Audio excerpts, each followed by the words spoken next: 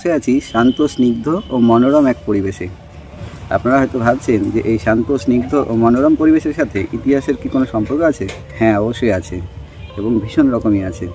স্পষ্ট করে বললে এটি একটি সমাধিকেন্দ্র, ইংরেজ রেসিডেন্সি সমাধিকেন্দ্র। মুর্শিদাবাদ জেলার কাশিমবাজারে এটি অবস্থিত। আমার বিশ্বাস এই সমাধিকেন্দ্রের বিষয়ে যে বিস্তারিত আলোচনা এখন করছি সেটি আপনাদের অবশ্যই ভালো লাগবে, এবং আমার অনুরোধ আপনারা সমস্ত ভিডিওটি দেখবেন এবং আপনাদের মূল্যবান মতামত অবশ্যই কমেন্ট বক্সে করবেন। প্রচলিত তথ্য ও ধারণা অনুযায়ী এই সমাধিকেন্দ্রে মোট 18টি সমাধি আছে। যে সকল সমাধিগুলির মধ্যে কয়েকটি প্রস্তর ফলক এখন নেই, সেই জন্য কয়েকটি সমাধির বিষয়ে বিস্তারিত জানা যায় না, তবে অসংখ্য সমাধির বিষয়েই জানা যায়, সেই নিয়ে আলোচনা করব। এই সমাধি চত্বরে প্রবেশ করার সময় ডান দিকে তাকালে দেখতে পাবেন ভারতীয় পুরাতত্ত্ব সর্বেক্ষণের একটি লেখনী চোখে পড়ে। সর্বপ্রথম সমাধি হয় এখানে 1735 খ্রিস্টাব্দে ক্যাপ্টেন অ্যান্স ট্রুথারের। তাহলে পলাশির যুদ্ধের পরবর্তী সময়কালেই সমস্ত সমাধি হয়েছে এটা বিশ্বাসযোগ্য নয়, তার আগেও একটি সমাধি হয়েছে। ঐতিহাসিক গুরুত্বের বিচারে এখানে অবস্থিত প্রত্যেকটি সমাধি ভীষণই গুরুত্বপূর্ণ হলেও দুটি সমাধি অত্যধিক গুরুত্বপূর্ণ। প্রথমটি হলো বাংলার গভর্নর জেনারেল ওয়ারেন হেস্টিংসের কন্যা এলিজাবেথের সমাধি। দুর্ভাগ্যের বিষয় যে ওয়ারেন হেস্টিংসের কন্যা এলিজাবেথ 1758 খ্রিস্টাব্দের অক্টোবর মাসে জন্মগ্রহণ করেন এবং ঠিক জন্মের 21 দিন পরে তিনি মারা গেলে তাকে এখানে সমাহিত করা হয়। এখানে আপনারা যদি আসেন দেখবেন একটি প্রস্তর ফলক এখানে লাগানো আছে, সেখানে উল্লেখ করা আছে যে ওয়ারেন হেস্টিংসের কন্যা এলিজাবেথ 2 বছর বয়সে মারা গিয়েছিলেন। এই তথ্যের গরমিল থাকার কারণ হচ্ছে 1863 খ্রিস্টাব্দে তৎকালীন বাংলার ব্রিটিশ গভর্নমেন্টের পক্ষ থেকে এই সমাধি ভবনটি সংস্কার করা হয়। তো ইতিহাসবিদরা মনে করেন যে কোনো নেটিভ বাঙালির দ্বারা এই সংস্কার কাজের মধ্যে এই ভুল হয়ে থাকতে পারে। সম্ভবত সন্তান প্রসবের সময় অসুস্থতার কারণে এলিজাবেথের মা বা ওয়ারেন হেস্টিংসের স্ত্রী 1759 খ্রিস্টাব্দের 11 জুলাই মারা গেলে তাকেও এখানেই সমাহিত করা হয়। তো ঐতিহাসিক গুরুত্বের বিচারে ওয়ারেন হেস্টিংসের স্ত্রী ও শিশুকন্যা এই দুটি সমাধি এখানে ভীষণই গুরুত্বপূর্ণ। ওয়ারেন হেস্টিংসের প্রথম স্ত্রী এই মেরি হেস্টিংস। স্ত্রী হিসাবে মেরি হেস্টিংস ওয়ারেন হেস্টিংসের প্রথম স্ত্রী হলেও স্বামী হিসেবে ওয়ারেন হেস্টিংস মেরির দ্বিতীয় স্বামী। মেরির প্রথম স্বামী ছিলেন ক্যাপ্টেন জন বুকানন। ইনারা বসবাস করতেন কলকাতার ফোর্ট উইলিয়াম দুর্গে। আপনারা সকলেই জানেন যে 1756 খ্রিস্টাব্দে নবাব সিরাজউদ্দৌলা ব্রিটিশদের সাথে বিরোধের কারণে কলকাতা আক্রমণ করেন এবং ব্রিটিশদের পরাজিত করেন। এই যুদ্ধ ইতিহাসে আলীনগরের যুদ্ধ নামে পরিচিত। এই যুদ্ধে অসংখ্য ব্রিটিশ সৈন্য নিহত হন।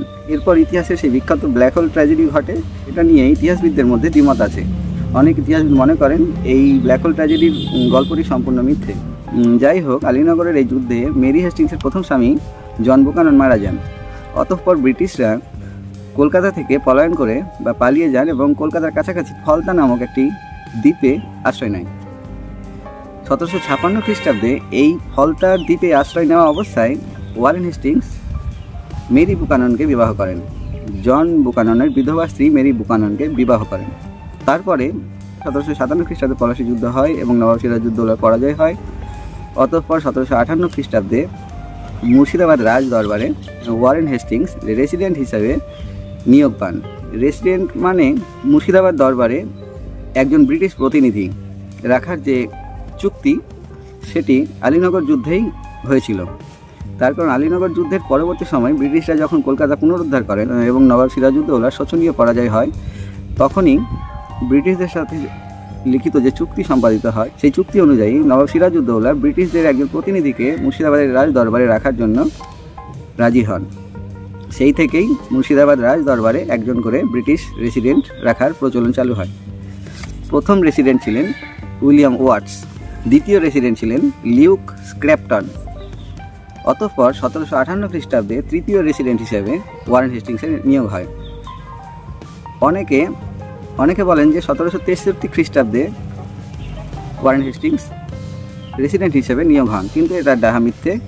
যারা বলেন এই তথ্য তারা আবার বলেন যে ক্যাপ্টেন সাইকস নাকি প্রথম রেসিডেন্ট হন। এসব ডাহা মিথ্যে, কোনো তথ্য নেই, আমাদের ভিত্তি নেই। তৃতীয় রেসিডেন্ট হন ওয়ারেন হেস্টিংস 1758 খ্রিস্টাব্দে। অতঃপর তারা কাশিমবাজার ও মতিঝিলে থাকতে শুরু করেন। এই কাশিমবাজারে থাকাকালীন তার একজন পুত্র সন্তান জন্মগ্রহণ করেন এই মেরি হেস্টিংসের গর্ভে, যার নাম ছিল জর্জ। এই জর্জ বাল্যকালে ইংল্যান্ডে ফিরে যান এবং সেখানে স্কুলে পড়াশোনা চলাকালীন কৈশোর অবস্থায় বা কিশোর অবস্থায় মারা যান। অতঃপর দ্বিতীয় সন্তান হয় এলিজাবেথ, যিনি এখানে মারা যান জন্মের 21 দিন পরে। এলিজাবেথকে জন্ম দেওয়ার সময়, মানে সন্তান জন্ম দেওয়ার সময় অসুস্থতার কারণে তার কিছুদিন পরে 1759 খ্রিস্টাব্দের 11 জুলাই মেরি হেস্টিংসও মারা যান। মা ও কন্যাকে ঠিক পাশাপাশি এখানে সমাহিত করা হয় কাশিমবাজারের এই সমাধিকেন্দ্রে। আসলে মুর্শিদাবাদ রাজ দরবারে ব্রিটিশ রেসিডেন্ট হলো এমন একটি ইংরেজ প্রতিনিধি যিনি মুর্শিদাবাদ রাজ দরবারে উপস্থিত থাকবেন এবং নবাবের কাজকর্মের উপর নজর রাখবেন। 1756 খ্রিস্টাব্দে নবাব সিরাজউদ্দৌলার অধিকার থেকে আলীনগর বা বর্তমান কলকাতা যখন ছিনিয়ে নেয় ব্রিটিশরা, সেই সময় নবাবের সাথে একটি ঐতিহাসিক চুক্তি সম্পাদন হয় বা সন্ধি হয়। সেই সন্ধি ইতিহাসে আলীনগরের সন্ধি নামে খ্যাত। সেই সন্ধির শর্ত অনুযায়ী নবাব তার দরবারে একজন ব্রিটিশ প্রতিনিধি রাখার বিষয়টি মেনে নেন। সত্যি ভাবলে অবাক হতে হয় যে কত ইতিহাসই না এই ছোট্ট সমাধিকেন্দ্রের সাথে সম্পর্কিত। আমরা আপাত দৃষ্টিতে তা দেখতে পাই না, কিন্তু বিস্তারিত দেখলে রোমাঞ্চিত হতে হয়। তো চলুন আমরা ঘুরে ঘুরে দেখি সেই 18টি সমাধি কোথায় কোথায় আছে এবং সেই সমাধিগুলির কতগুলি তথ্য আছে বা প্রস্তরফলক আছে, সেইগুলি ঘুরে ঘুরে দেখব এবং তাদের বিস্তারিত জানব। এই সমাধিটিতে কোনো প্রস্তরফলক নেই। এই সমাধিটিতে প্রস্তরফলক আছে। এই সমাধিটি সারা ম্যাটকের। এটি জোসেফ বার্ডিউ নামক একজন ব্রিটিশের সমাধি। ইনি মারা যান 1790 খ্রিস্টাব্দে।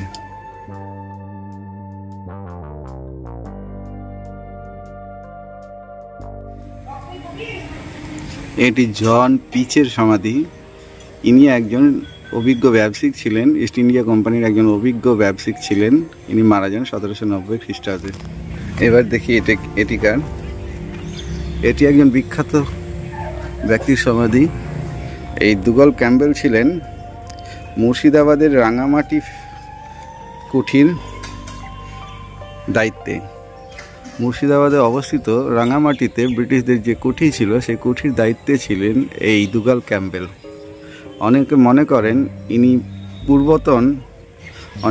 করেন এই দুগল ক্যাম্বেল হলেন পূর্বতন লেফটেন্যান্ট গভর্নর জেনারেলের বংশধর এবং ইনাদের বংশধরা 1900 খ্রিস্টাব্দের দিকে বহরমপুরে বসবাস করতেন।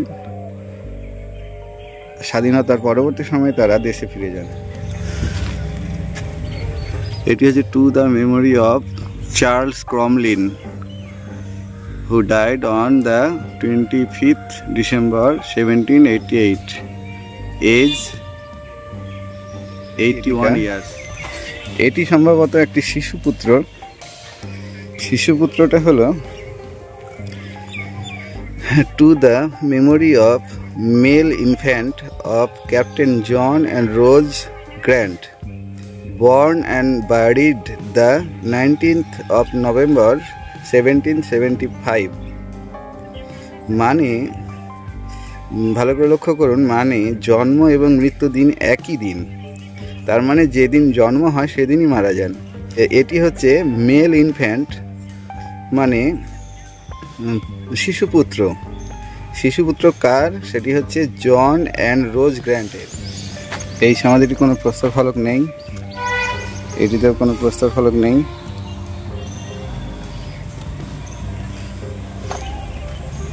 এটিতেও প্রস্তরফলক নেই।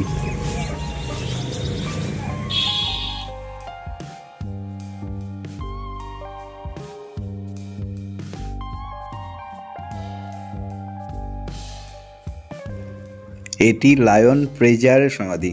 এরপরে দেখি, এরপরে এইখানে একটি আছে, প্রস্তরফলক নেই। এইখানে একটি আছে, এটি আছে। এটি ক্যাপ্টেন ক্লার্কের সমাধি। এটি ক্যাপ্টেন হার্টি বা ক্যাপ্টেন হার্টলের সমাধি।